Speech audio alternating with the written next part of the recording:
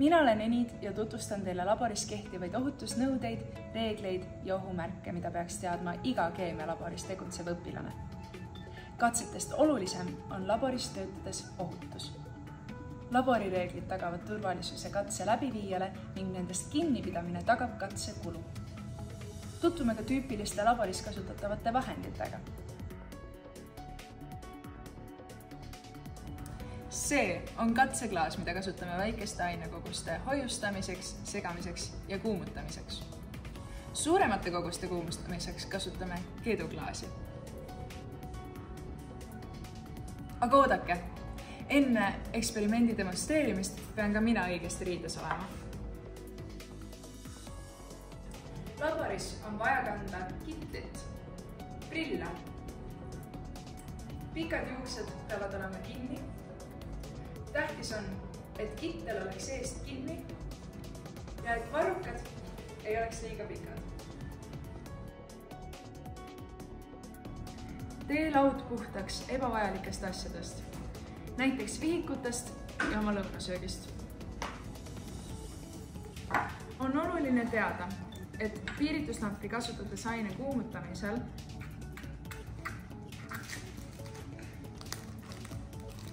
tuleb katseklaas alati hoida enda armsatest klassikaaslastest eemale.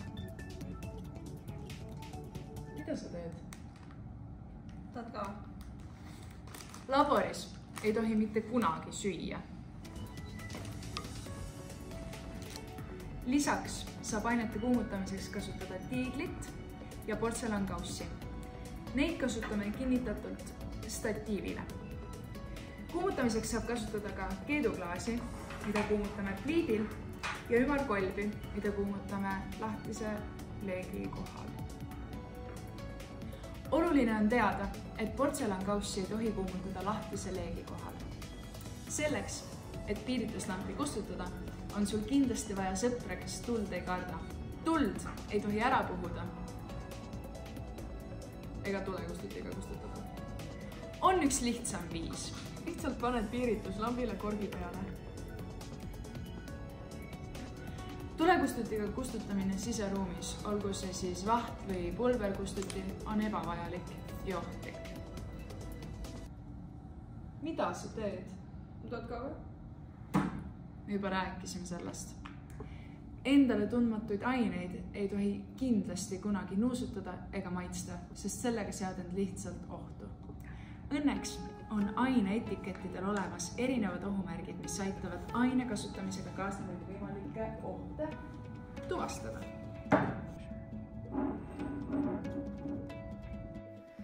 Mitmesugust mõju avaldavad ained on igapäevaelus meie ümber. Et need ka ära tunneksime, on antud ainete pudelite ja purkide etikettidel vastavad mõju kirjeldavad ohumärgid. Mõned enamlevinud ohumärgid on söövitav. Söövitava ohumärgiga ained põhjustavad kokkupuutel nahasöövitust ja silmakahjustusi. Antud märgiga ained söövitavad ka näiteks metalle. Söövitavad on äravoolutorude puhastusained, aga ka soolhappe, äädikhappe ja ammoniaak. Nahka ärritav. Sellise märgiga ained põhjustavad naha- ja silmaärritust, omavad kahjulikku mõju tervisele ja kahjustavad osoonikihti. Nahaärritust kujutav märk on sageli pesupulbritel ja keelidel, tualetipuhastusvahenditel ja jahutusvedelikel. Ohtlik keskkonnale. Antud märkaine pudelil tähendab, et tegu on veeorganismidele mürgise ja pikaajaliselt ökosüsteemile kahjustavat toimet avaldava ainega. Keskkonnale ohtlikud ained on näiteks taimekaitse ja kahjuritõrjevahendid, bensiin ja tärpentiin. Plahvatusohtlik.